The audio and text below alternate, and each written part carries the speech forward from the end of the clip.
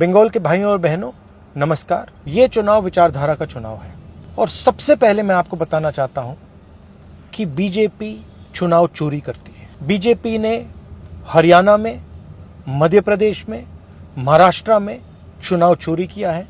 SIR चुनाव चोरी करने का तरीका है। बीजेपी की विचारधारा और कांग्रेस की विचारधारा देश में लड़ रही है।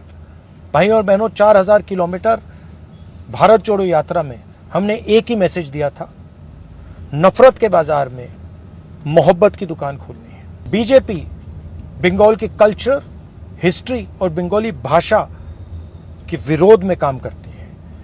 बीजेपी के नेता कहते हैं one nation, one language, one religion.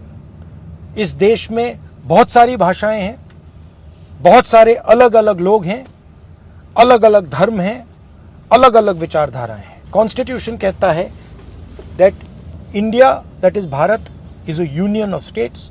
हम कॉन्स्टिट्यूशन की रक्षा कर रहे हैं।